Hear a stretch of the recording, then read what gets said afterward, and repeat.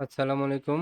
The intelligence investor YouTube চ্যানেলে আপনাদের সবাইকে স্বাগতম। আজকে দেখাবো টেক্সটাইল সেক্টর নিয়ে। টেক্সটাইল সেক্টরে চলুন চলে যাই অ্যানালাইসিসে। প্রথমেই দেখাবো এসিএফএল।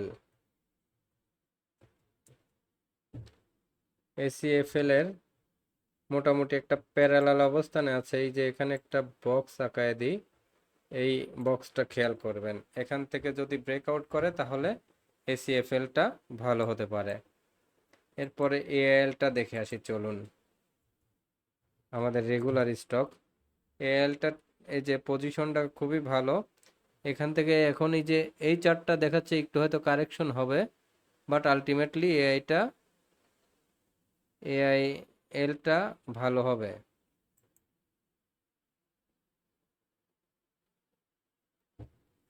চলুন এরপরে দেখে আসি এআইএল এর পরে কোনটা। আলহাজ, আলিফ, অলটেক্স, এগুলা দেখে আসি। এই যে আলহাজটা ডাউন ট্রেন্ডে আছে, এটা নিয়ে কোনো টার্গেট নেবেন না এই মুহূর্তে। আলিফটা দেখেন, আলিফটা মোটামুটি ট্রেন্ডে আছে। এখান থেকে কি হতে পারে, এখান থেকে মোটামুটি আরেকটু আপ ট্রেন্ডে যেতে পারে। লং টার্মের জন্য ট্রেন্ড মনে হয় আলিফের ভালোই।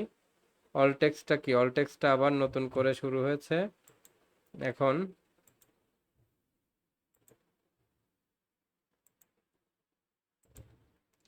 এইখানে দেখি অলটেক্সের কি অবস্থা। অলটেক্সটা আবার এইখান থেকে একটা জিনিস দেখেন, এইখান থেকে একটা বক্স আউট হয়েছে। সো অলটেক্স আবার ভালো হবে। অলটেক্স ব্রেক আউট হয়েছে কোথা থেকে, 15 থেকে। অলটেক্স যদি এখান থেকে রান দেয় তাহলে 30 টাকা হওয়ার একটা পসিবিলিটিস অলটেক্সে আছে। সো অলটেক্সের অবস্থা ভালো। এরপরে অলটেক্সের পরে চলুন চলে যায় আনলিমা ইয়ানে।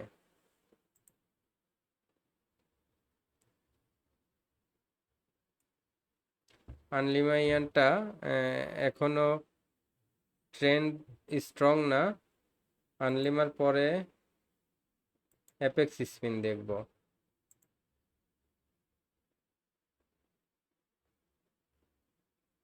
অ্যাপেক্স স্পিনটা কারেকশন প্রায় শেষ পর্যায়ে, এখান থেকে আরেকটা সুইং নিতে পারে। এই যে দেখেন ডাব্লিউ আকৃতির প্যাটার্ন হচ্ছে, এখান থেকে আবার এই 433 এই দিকে আবার যেতে পারে শেয়ারটি।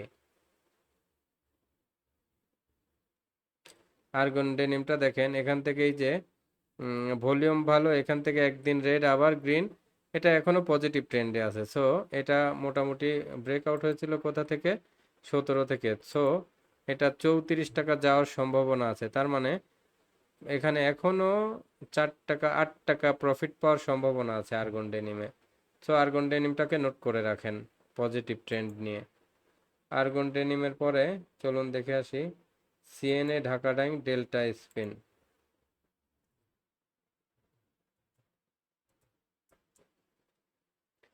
সিএনএটা এখনো অনেক নিচে আছে। এইটা মোটামুটি যখন বাড়বে দেখেন এই দিকে যাওয়ার সম্ভাবনা, এগুলা এন্ট্রি নিয়ে সময় নিতে পারেন অনেকেই। এরপরে ঢাকা ডাইংটা দেখে আসি চলুন। ঢাকা ডাইংটা তো এখন স্লো, বাট ঢাকা ডাইংটাকে আপনারা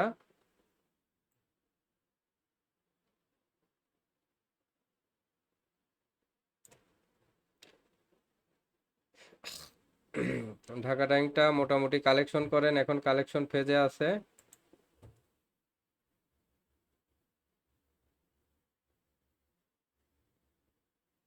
ডেল্টা স্পিনটা দেখেন, এখান থেকে একটু কারেকশন হচ্ছে। এরপরে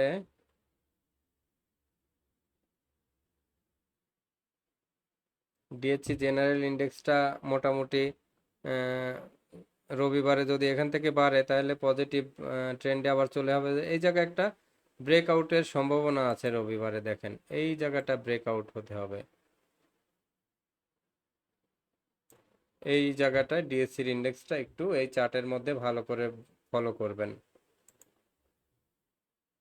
দেশ গার্মেন্টসটার কোনো ট্রেন্ড এখন পর্যন্ত দেখা যাচ্ছে না।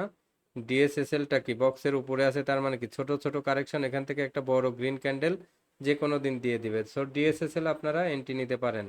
দুলামিয়া কট কারেকশন হচ্ছে এই যে 88 পর্যন্ত একটা সাপোর্ট রেঞ্জ আছে, এই পর্যন্ত আপনারা অবজারভেশনে থাকেন। ইস্টার্ন লুপটা অনেকেই বলেছেন অ্যানালাইসিস দিতে। ইস্টার্ন লুপটা দেখেন এখান থেকে এই যে এই রেঞ্জে সময় নিচ্ছে, বাট ইস্টার্ন লুপটা আলটিমেটলি কিন্তু এইভাবে ধাপে ধাপে ধাপে ধাপে এখানে 2600-র দিকে চলে আসবে বা 2800-র দিকে চলে আসবে। ইস্টার্ন লুপটা আপনারা লং টার্ম হোল্ড করতে পারেন। যারা লং টার্ম 3-4 মাসের জন্য একটা স্টক খুঁজতেছেন তারা চোখ বন্ধ করে ইস্টার্ন লুপ নিয়ে ফেলে রাখেন। ইনভয়টেক্স স্কোয়ার নেট, ইনভয়টেক্সটা এখানে স্লো আছে, একটু বাড়তে পারে, এই যে এম আকৃতির একটা প্যাটার্ন হতে পারে। স্কোয়ার নেটটা দেখেন, এটা ক্যান্ডেলটা একটু খারাপ, একটু স্লো হতে পারে। ইটিএলটা মোটামুটি একটু ট্রেন্ড ভালো বাট স্লো। ফ্যামিলি টেক্সটটা নিয়ে অনেকে জানতে চেয়েছিলেন, ফ্যামিলি টেক্সটটা এখনো অনেক স্লো। এখানে এখনই এটা নিয়ে চিন্তা ভাবনা করার দরকার আপাতত এই মুহূর্তে নাই। ফ্যামিলি টেক্সের পরে চলে যাই fake deal generation next.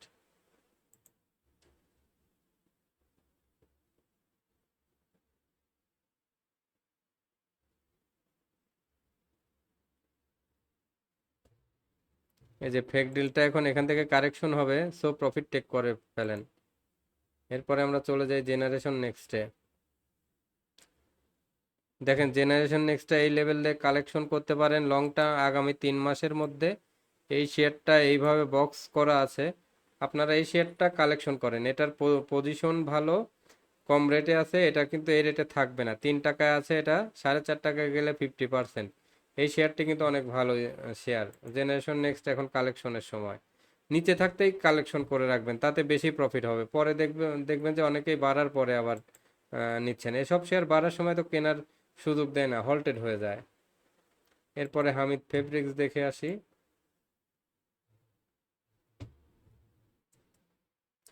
Hamid fabrics correction হবে একটু। হামিদ ফেব্রিক্সের পরে এইচআর টেক্স দেখে আসি। এরও কোনো ট্রেন্ড নেই, হাওয়েল টেক্স বাড়তে গিয়ে কারেকশন হয়েছে। সো এটাকে নিয়েও চিন্তা ভাবনা করার দরকার নেই আপাতত।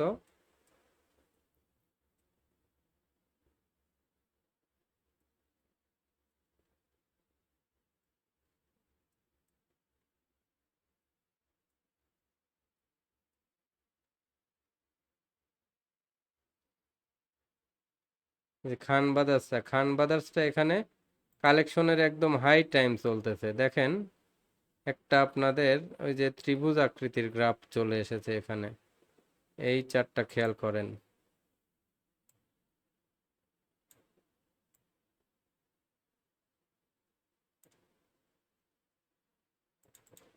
তো ত্রিভুজ আকৃতির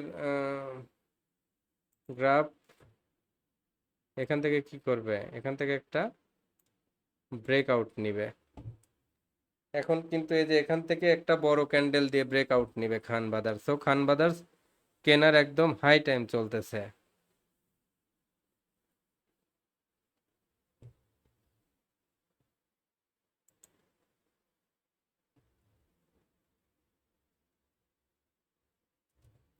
কাঠটালিটা মোটামুটি কারেকশন নিয়ে এই যে আবার রিভার্স করেছে, এটা এখান থেকে আবার হয়তো ঘুরতে পারে।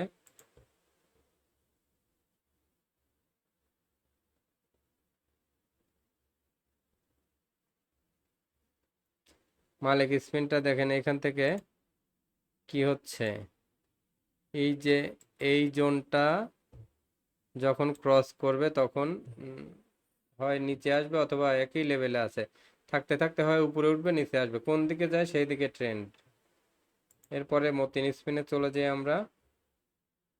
মতিন স্পিনটা কি করেছে, আবার পজিটিভ। দেখেন এইখানে যদি এই গ্রাফটাকে আরো একটু বাড়াই, এটা কিন্তু ব্রেকআউট হয়েছে আবার। সো মতিন 61 হয়েছে। মতিন কিন্তু আবার এখন নিতে পারবেন। মতিনটা এই যে রিটেস্ট করে যখন উঠে তখন শেয়ার অনেক শক্তিশালী হয়। সো মতিনের রিটেস্টটা অনেক ভালো, অনেক স্ট্রং। মতিনটা এখন নিতে পারবেন। মতিন মনে হচ্ছে যে এখান থেকে আবার 70 টাকা যাওয়ার জন্য রেডি হলো। মতিনের পরে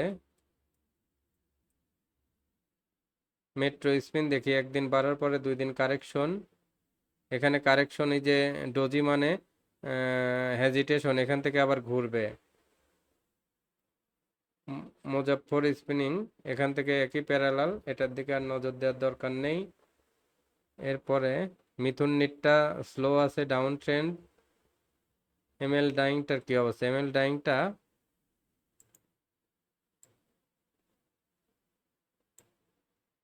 এই বক্সটা ফলো করবেন, কোন দিকে যায় এটা অবজার্ভ করবেন। তবে এমএল ডাইংটা যদি এখান থেকে আবার পার হয়ে আরেকটা সুইং দেয়, তাহলে কিন্তু এতটুকু প্রফিট হতে পারে, আর যদি ডাউনে চলে আসে তাহলে প্রফিট নিয়ে নেবেন। দুই ধরনের চিত্রই হতে পারে এখান থেকে। এখান থেকে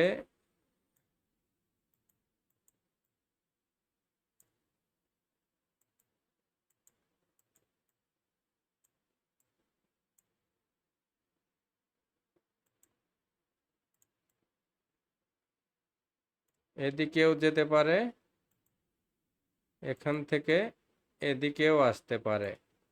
সিদ্ধান্ত যেদিকে যায়, এদিকে আসলে সেল করে দিবেন এখানকার, নিচে নামলে, আর এখান থেকে উপরে উঠলে আবার বাই জোন।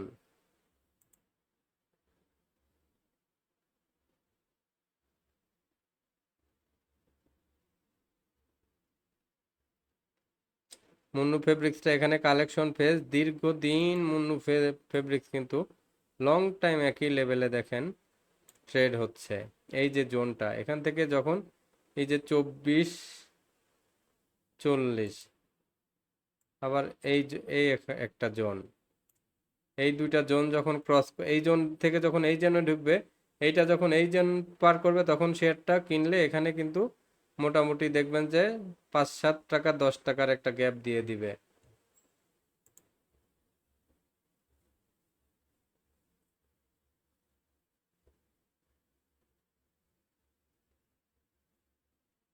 নিউ লাইনটা খুবই ভালো অবস্থায়, স্ট্রং অবস্থায় আছে।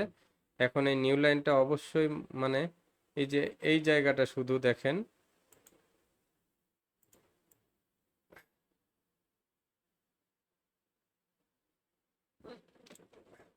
এই জায়গাটা ক্রস হলেই কিন্তু শেয়ারটি বাই দেওয়া যাবে।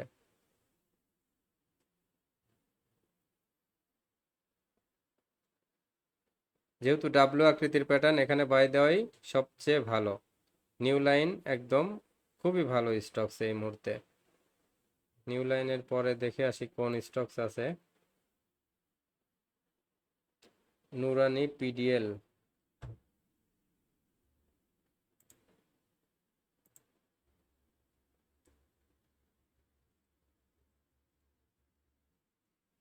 নুরানিটা এখনো কোনো ট্রেন্ড নেই।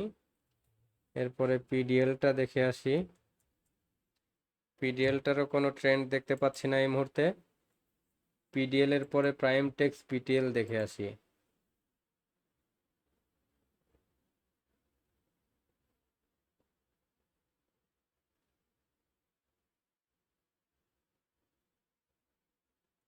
এই যে প্রাইম টেক্স, প্রাইম টেক্সটা এখান থেকে নিতে পারেন। এটা এই যে 21 টাকা 50 পয়সা পর্যন্ত এখানে একটা রেট পায়। সো এই পর্যন্ত একটা রেঞ্জ এর আছে।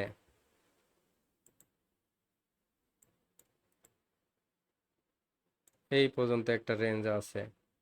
সো এই পর্যন্ত দেখতে পারেন। এরপরে পিটিএলটা দেখে আসি চলুন। পিটিএলটা এই যে এখান থেকে একটু স্লো ট্রেন্ড, এখান থেকে আবার 69 পর্যন্ত যেতে পারে। পিটিএল এর পরে দেখি কোনটা কোনটা ছিল।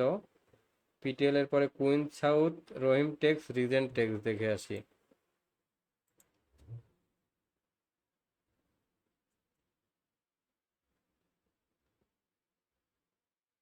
কুইন সাউথটা এই যে বাড়ার পরে একটু কারেকশন নিচ্ছে, এখানে এই যে রেডের পরে ছোট রেড, মানে এখান থেকে আবার রিভার্স করবে, এটা কিন্তু আবার বাড়বে এখান থেকে।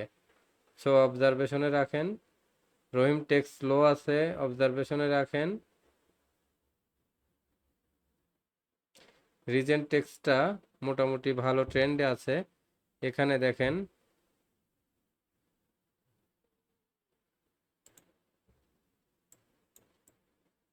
এই পর্যন্ত একটা ট্রেন্ড নেওয়া সম্ভব। এটা যদি ব্রেকআউট করে তাহলে আরও স্টক কিনবেন। সো রিজেন্টেক্সটাকে নজরে রাখেন। রিজেন্টেক্সের পরে আছে রিং সায়েন্স, সাবকো, স্যামটেক্স।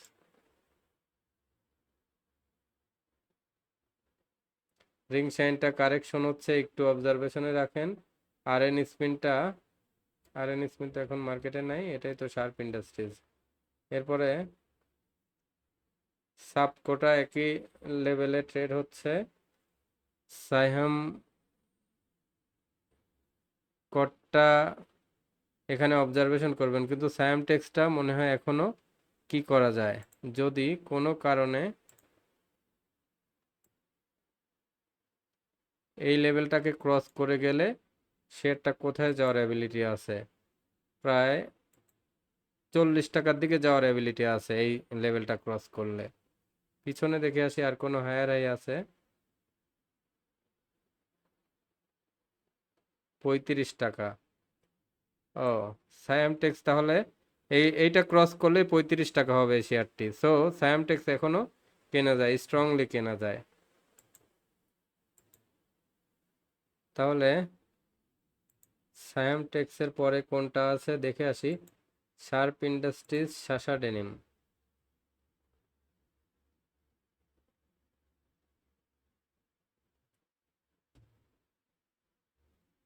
শার্প ইন্ডাস্ট্রিজ এখান থেকে কারেকশন হওয়ার সম্ভাবনা বেশি, প্রফিট টেক করে ফেলেন। শাসা ডেনিম এখান থেকে মোটামুটি স্লো আছে, এটা কনভার্ট করে অন্য স্টকে চলে যান। শেফার্ড এখান থেকে একটু সামান্য বাড়তে পারে। এরপরে শেফার্ডের পরে কোনটা আছে দেখে আসি। সিমটেক্স, সোনারগাঁ, স্কোয়ারটেক্স। এই যে সিমটেক্সটা, এখান থেকে সিমটেক্স কিন্তু দীর্ঘদিন একই লেভেলে, এই লেভেলটায় ঘোরাঘুরি করছে, এই লেভেলটাকে ক্রস করতে পারতেছে না। এই লেভেলটা যখন ক্রস করে স্ট্রংলি 30 পার হবে, তখন সিমটেক্স নিলে এই যে 34 টাকার একটা টার্গেট আছে, ও কিন্তু হবে, বাট একটু সময় নিচ্ছে।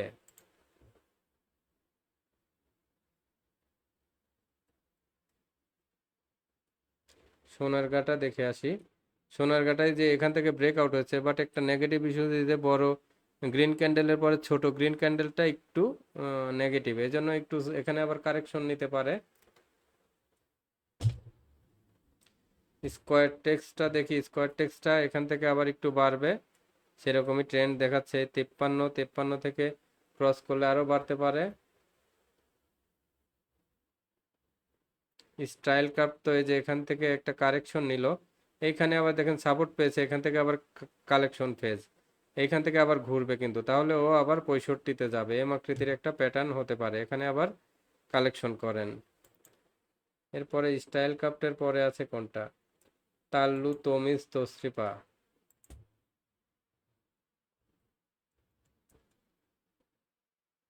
তাল্লুটা একই লেভেলে আছে। তমিজ এখনো কোনো ট্রেন্ড নেই। তৌফিকা কোনো ট্রেন্ড নেই। তসরিপা দেখে আসি। তসরিপারও কোনো ট্রেন্ড দেখা যাচ্ছে না।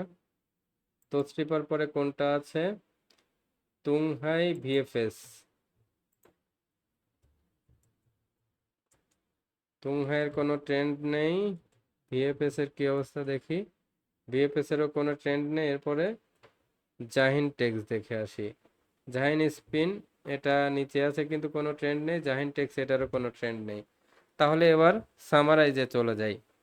এখানে টেক্সটাইলের ভিতরে সম্ভাবনাময়ী 3-4টা স্টক দেখলাম, তার ভিতরে 1 নম্বর হচ্ছে সায়ামটেক্স, বড় একটা প্রাইজিং হতে পারে। 2 নম্বরে হচ্ছে যে আপনার নিউ লাইন এবং ডিএসএসএল, এই তিনটা। এরপরে প্রাইম টেক্স, এই কয়টা শেয়ার আপনারা নজরে রাখতে পারেন। মোটামুটি এই কয়টা শেয়ার টেক্সটাইল সেক্টরে ভালো হতে পারে, এবং আগে পরে এআইএলটাও ভালো হবে।